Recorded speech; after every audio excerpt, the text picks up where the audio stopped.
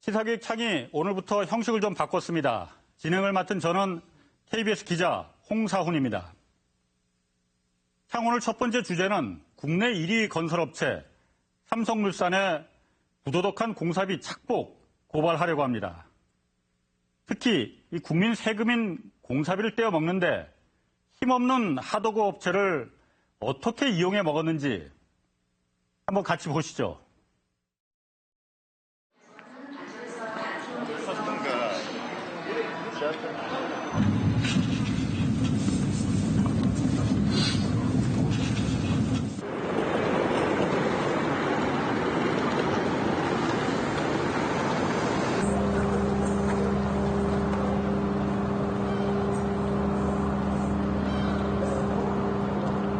목포에서 100길로 4시간.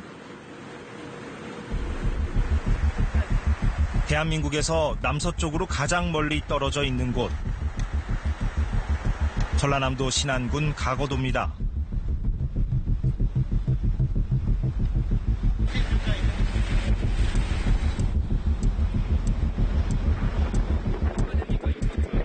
내년 말 완공 예정인 방파제 공사가 한창 진행되고 있습니다.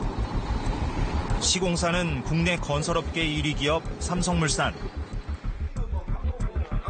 KBS 탐사보도부는 가거도 방파제 공사를 둘러싸고 일어난 삼성물산의 부당한 행위를 고발하겠다는 제보자를 만났습니다. 삼성물산이 가거도 방파제 공사를 입찰을 보게 됩니다. 삼성이라는 우리나라의 제1의 기업이 돈 100억, 150억 더 벌려고 소기업을 이용해가지고 견적서 부풀리기를 한 거나 다를 게 뭐가 있습니까? 삼성물산은 국토교통부가 실시한 시공능력 평가에서 5년 연속 1위를 차지하면서 대규모 관급 공사를 맡아왔습니다. 삼성그룹 지배구조의 핵심인 삼성물산. 그들의 부당한 행위를 추적했습니다.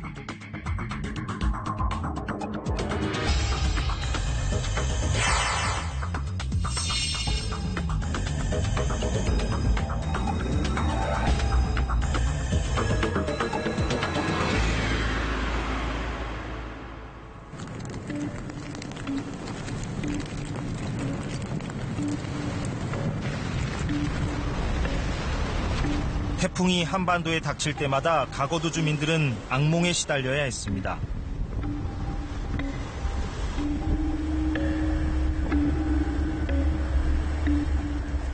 마을 바로 앞에 방파제가 있긴 했지만 태풍의 위력 앞에는 오래 버틸 수 없었습니다.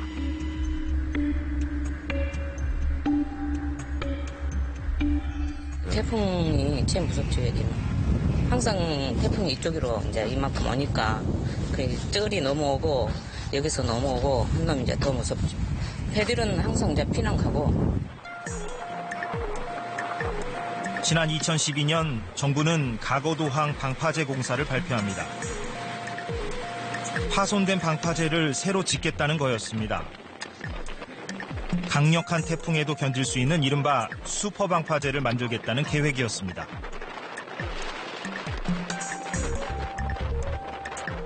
슈퍼 방파제로 한다니까 주민들은 조금이라도 그나마도 좀 안심한다고 이렇게 볼 것 같아요. 슈퍼 방파제라는 거는 누가 얘기했던 거예요? 여기 방송도 많이 하고 그랬었어요. 여기 슈퍼 방파제라고 아마 우리나라에서는 제일 크게 넓이가 한 100m 정도 넓이가 된다니까. 발주 금액 1,800억 원. 거액의 세금이 들어가는 대규모 관급 공사였습니다. 이 공사를 따낸 기업은 국내 토목건축 분야 1위 삼성물산. 1,200억 원 최저가를 써내 공사를 최종 낙찰받았습니다. 2013년 가거도 방파제 공사가 드디어 첫 삽을 떴습니다. 하지만 삼성물산은 공사 초반 큰 난관에 부닥칩니다. 바닷속 약한 땅, 연약 지반을 발견한 겁니다. 땅부터 단단히 다져야 그 위에 방파제를 세울 수 있습니다. 공사비가 더 들어갈 수밖에 없는 상황.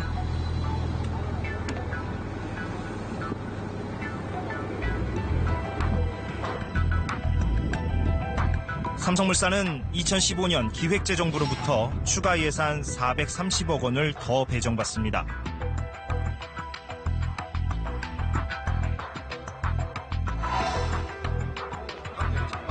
(20년) 넘게 건설업에 종사해온 김웅수 씨가 KBS 탐사보도부를 찾았습니다.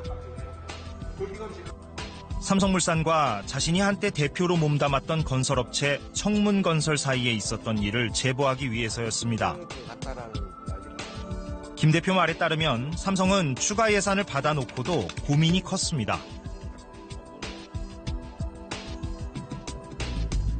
수심이 깊고 물살이 센 공사 현장에서 연약 지반을 단단하게 할 특별한 기술과 장비가 필요했기 때문입니다. 지반 보강 공사를 해야 될 부분에 수심이 너무 깊어서 도저히 현존하는 기술로는 공사를 원만하게 하기가 어려워 삼성물산에서 입찰을 보고도 그 이후 설계 변경을 하고도 공사할 방법을 찾지 못해서 오랜 시간을 보냈던 겁니다. 열악한 현장 조건으로 공사 일정이 자꾸만 뒤로 밀렸던 상황이었습니다. 삼성물산은 대안이 필요했습니다.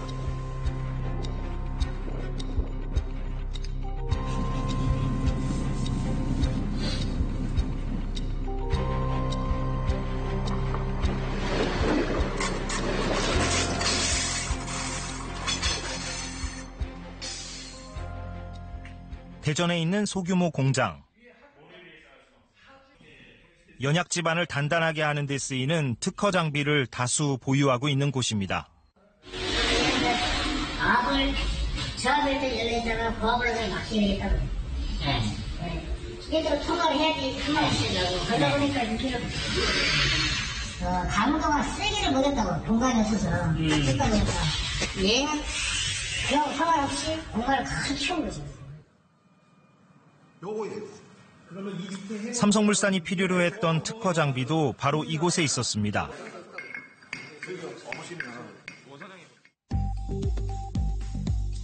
바닷속 연약 지반으로 특수 제작된 공사용 망치가 달린 주입관이 들어가고 땅에 구멍을 뚫습니다.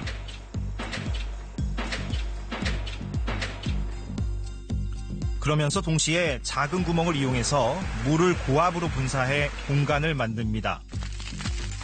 만들어진 공간에 시멘트와 모래를 집어넣어서 연약 지반을 단단하게 하는 겁니다. 파도가 심한 곳에서도 상대적으로 용이하게 작업할 수 있는 장비입니다. 이 특허 장비의 사용권을 갖고 있던 곳이 바로 김 씨가 대표로 몸담았던 청문건설이었습니다. 청문건설은 대전에 라는 사장의 특허를 전용 실시권을 보유하고 있었습니다. 그 특허가 특화된 부분이 항만 쪽입니다. 방파제.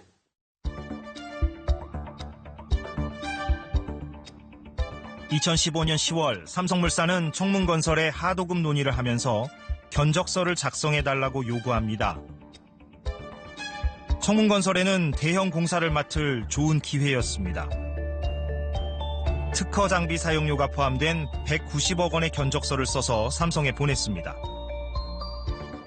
그런데 이때부터 이상한 일이 벌어졌습니다. 190억 원이 너무 적다는 겁니다.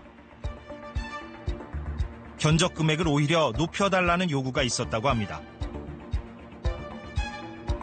삼성도 어느 정도 적당권, 합리적인 선에서 금액이 책정이 되고 그 돈을 받았다면 크게 문제될 부분은 아닌데 청문건설과 같이 청문건설을 이용해서 견적을 자꾸 올렸던 부분이 그런 부분들이 문제가 된다라고 보고 있는 거고요. 이미 확보한 예산이 몽땅 필요한 것처럼 보이기 위해서 하도급 업체에 견적서를 부풀려 제출하라고 요구했다는 얘기입니다. 예산을 확보하고 거꾸로 견적을 맞추려다 보니까 좀 무리한 견적서가 자꾸 이렇게 몇 해에 걸쳐서 부풀려졌다가 다시 줄어들었다가 하면서 그 예산에 거꾸로 맞췄다고 봐야죠.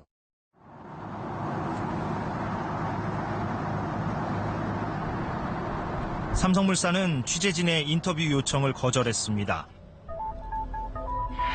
서면으로 보내온 답변에서 자신들은 청문건설에서 견적을 받은 건 맞지만 견적 금액을 부풀리라는 요구를 한 적이 없다고 주장했습니다. 과연 사실일까?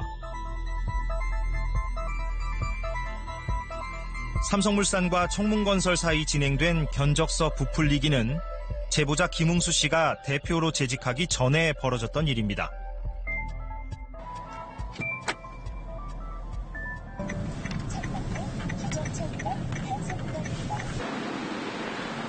취재진은 제보 내용을 검증하기 위해 또 다른 증언을 찾아 나섰습니다.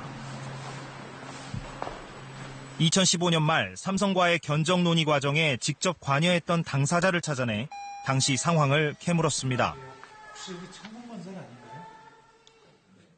견적서를 한 차례 받은 게 전부라는 삼성물산 주장과 달리 삼성과 청문건설 양측은 수차례 만나서 견적서 부풀리기를 심도 있게 논의했습니다.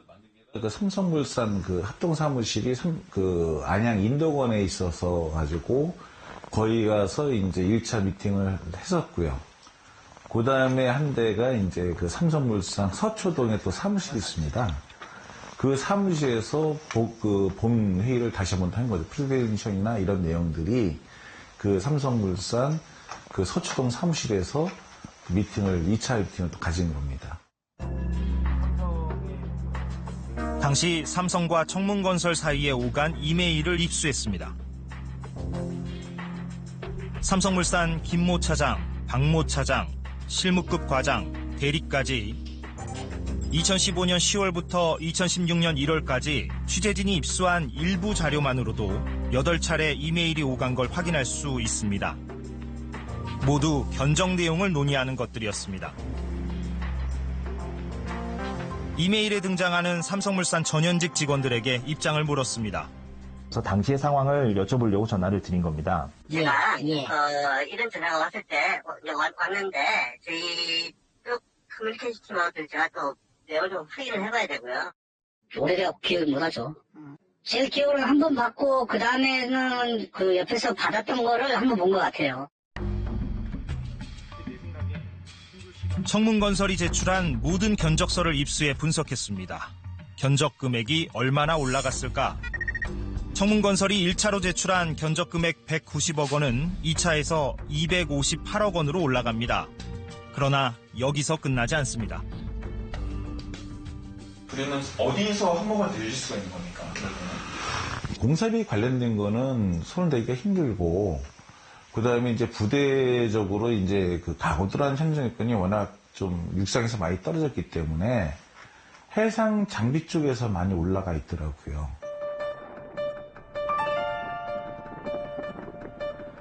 (258억) 원까지 올린 금액도 충분한 게 아니었고 삼성물산은 금액을 더 높여달라는 요구를 해왔다고 합니다.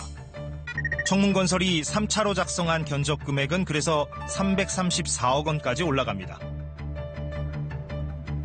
구체적으로 어느 항목에서 금액이 급증한 건지 확인해봤습니다. 청문건설이 삼성물산에 제출한 2차와 3차 견적서입니다. 땅에 구멍을 뚫는 천공 수량은 줄었는데 금액은 대폭 증가했습니다. 무엇보다 재료 운반비와 해상 장비 비용이 갑작스레 수십억 원 뛰었습니다. 별다른 근거 없이 금액이 대폭 부풀려진 겁니다. 딴 나라 가서 하는 게 아니고 바로 있다가 며칠 뒤에 견적을 제출했는데 갑자기 100몇십억이 정액됐다는 그 부분은 좀 이해하기 어려운 부분이고, 갑자기 120억 이상이 정액됐단 말이죠. 어떻게 보면 2배 가까이 정액됐는데 그 부분은 2배 이상이죠. 그게 이해가 좀 안 되는 부분이죠. 국가 예산을 빼돌리기 위해 삼성물산이 견적서 부풀리기를 요구했고 당시 청문건설도 여기에 공모했다는 얘기가 됩니다. 청문건설도 책임을 인정했습니다. 다만 공사를 따내기 위해 하도급 업체로서 어쩔 수 없었다는 입장입니다. 분명히 청문건설에도 분명히 너네 공모한 거 아니냐 이런 식의 분명히 비판이 있을 수도 있단 말이죠. 유사한 생각을 했죠. 생각했는데 어쨌든 삼성물산이 하는 행위니까 저희가 관여를 못하고 삼성이 요구를 해주니까는 협조할 수가 없고 잘못됐다면 저희도 천상 그 제재를 받는 상황이 되죠. 그거는 감수할 수밖에 없는 상황이죠. 334억 원까지 올라간 견적 금액. 그러나 너무 많이 올라갔는지 이번에는 조금 줄여달라는 삼성 측 요구가 옵니다. 315억 원 끝자리 수를 0으로 통일하면 어색하니까 그렇게 하지 말아달라는 웃지 못할 해프닝도 벌어졌습니다. 끝자리부터 계속 그 요구가 오는 대로 다 저희는 맞춰서 견적서 만들어 보내줬죠. 통상적으로 저희는 견적이 나가다 보니까는 뭐 100만 원 밑으로는 결삭을 하는데 얘네들이 그 개념이 아니고 아예 설계서를 원가 줘서 꾸몄기 때문에 그까지 해야 된다 해서 보내줬습니다. 이렇게 끝자리 수 조정까지 거치며 최종 견적 금액은 315억 원으로 결론이 납니다.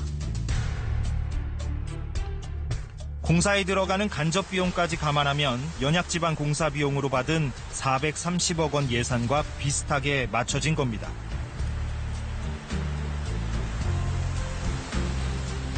부풀린 견적서를 가져온 것들을 받아줘가지고 공사계약을 체결한 경우에 있어서는 국고 손실죄가 성립할 수 있고 상대방을 기망해서 공사계약을 체결한 것으로 볼 수 있기 때문에 사기죄가 성립할 수도 있습니다.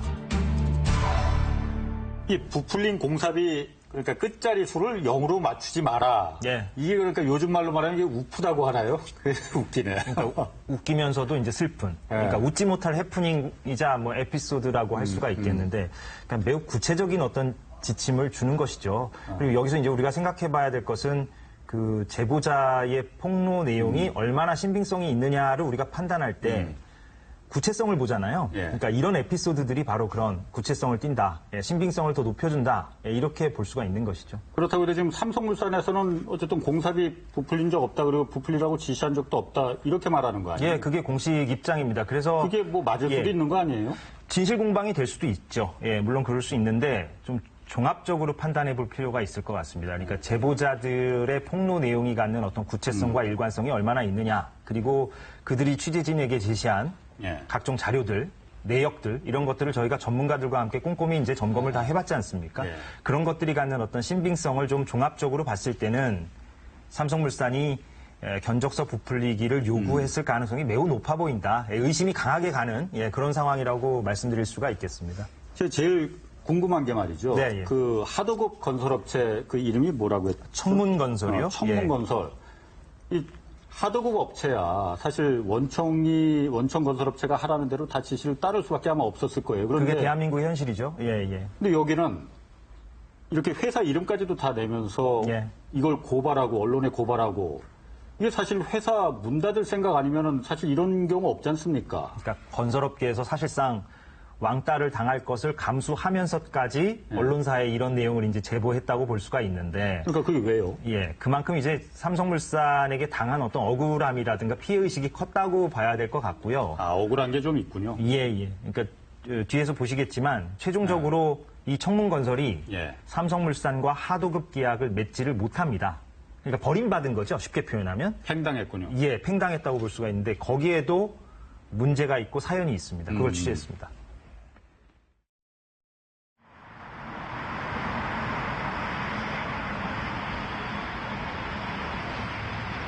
삼성물산의 갑질은 여기서 그치지 않았습니다.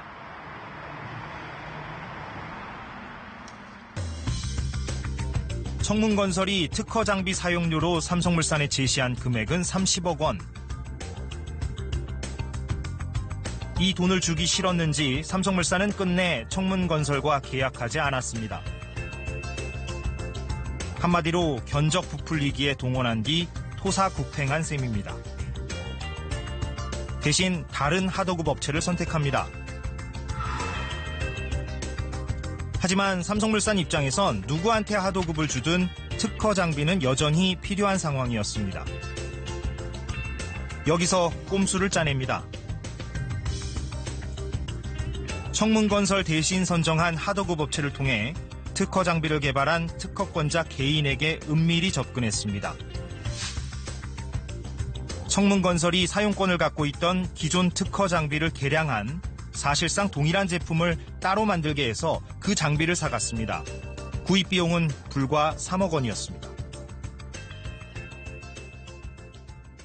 물건을 팔을 이유가 자기들이 가입을 해서 사용을 하겠다, 기술을 하겠다는 약속을 했기 때문에 그 과정이 있었기 때문에 물건도 그 장면에 판매를 해보고 그 쓰는 방식도 현장에서 알려주고 왔다 갔다 한 거지.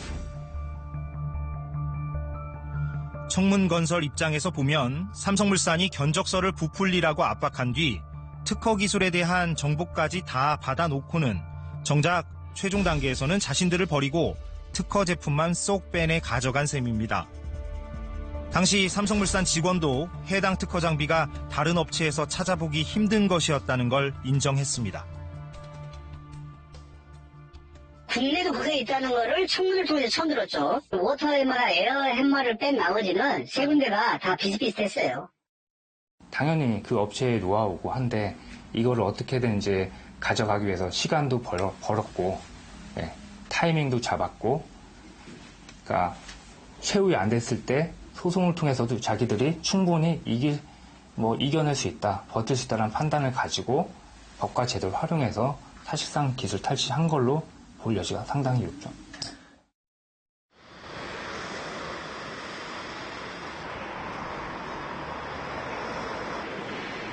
그렇다면 삼성물산은 계약을 새로 맺은 업체에는 공사 비용으로 얼마를 줬을까? 불과 74억 원입니다. 추가 예산으로 따낸 430억 원과 비교하면 극히 일부에 지나지 않습니다. 통상적으로 관급공사가 뭐 한 5%, 7% 이렇게 남긴다고 본다면 삼성이 국민 예산 들어가는 공사에서 너무 많이 남겨먹는 거 아니에요? 근데 그거는 결과론적으로 이야기가 나온 것이고 결과적으로 야 이거 엉망진창이 되어서 적자 보는 공사도 있고 의외로 잘 풀려서 남는 공사도 있고 그거는 뭐 누구의 잘못이라고 볼 수는 없다고 저는 봅니다. 전체적으로 발주자로부터 받기로 한 공사 금액이 뭐 400원이 넘는데 하도급 대금이 70억이라고 그러면 그건 뭐 지나치게 부풀려진 공사 금액이 아닌가 생각이 듭니다. 삼성물산은 공사비는 다 제대로 쓰였고 청문건설 특허를 침해하지 않았다는 입장을 전해왔습니다.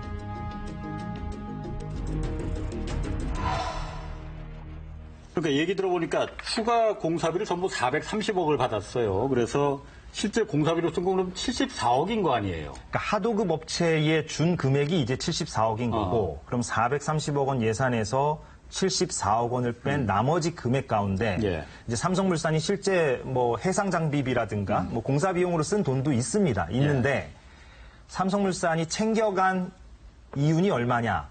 이건 이제 아무도 모르는 거죠. 삼성물산도 이제 영업 비밀이라고 밝히지 않고 있기 때문에 이윤이 얼마였는지는 그 누구도 모르는데 근데 우리가 짐작을 해볼 수 있는 거는 아까 보셨듯이 견적서 부풀리기 과정에서 한 120억 원 정도가 이제 부풀려졌지 않습니까? 처음하고 마지막을 비교해 보면 그러면 적어도 100억 원 이상은 최소 100억 원 이상은 부당한 성격이 매우 강한 그런 금액이다. 이렇게 좀 볼 수가 있는 것이죠. 전문가들 의견도 그렇고요. 아니 그 다른 사람은 모른다고 해도 이 발주처가 여기가 어디입니까? 해양수산부죠? 해양수산부 산하 목포지방해양수산청. 여기는 어쨌든 이게 국민 세금인데 이쪽에 바가지 쓴 거 아니에요? 이 추가 공사비를. 그러면은 이 바가지 썼다는 걸 그 발주처에서 모릅니까? 네, 공식적인 입장은 전혀 몰랐다는 겁니다. 발주처 입장을 들어봤습니다. 한번 확인을 해보시죠.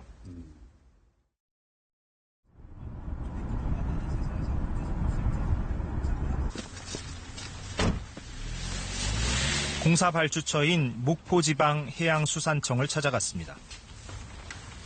내역을 몰라도 되나요? 이게 돈 어떻게 썼는지에 대해서는? 사실상? 아니, 그거는 그 자기들이 받아가지고 어디 쓰는 거는 그 삼성물산에 그건 자기들이 명예의 이기 때문에 그까지는 저희들이 할 수가 없습니다. 그거는 자기들이 뭐 어떻게 썼는지를 그러니까 요구할 수도 없고. 취재한 내용이 사실이라면 심각한 위법 행위라는 점을 분명히 했습니다.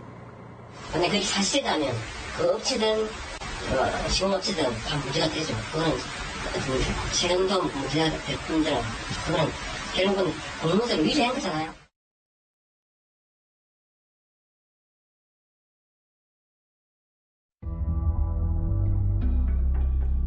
국가 예산을 빼돌리기 위한 견적서 부풀리기.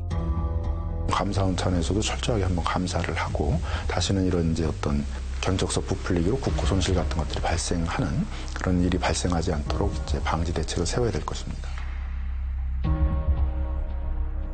중소업체를 상대로 한 대기업의 갑질과 기술 탈취. 중소기업에는 사실은 기술 하나로 먹고 사는 기업이 많거든요. 그리고 기술 때문에 자기들이 유일하게 이제 큰 회사들하고 거래를 할 수 있는 건데 그거를 이제 탐을 내고 뺏어가는 경우가 정말 많이 있습니다. KBS 탐사보도부가 고발한 삼성물산의 불법적 행태는 우리 건설업계의 고질적인 병폐를 고스란히 보여주는지도 모릅니다. 불공정 하도급 거래를 개선하는 것이야말로 재벌개혁의 핵심 과제이자 지속 가능한 개혁의 길이다. 기술 탈취 문제는 공정 경제를 위해서 반드시 개선해야 할 과제입니다. 수면 위로 드러난 삼성물산의 뒷거래. 이른바 1등 기업다운 책임을 져야 할 겁니다.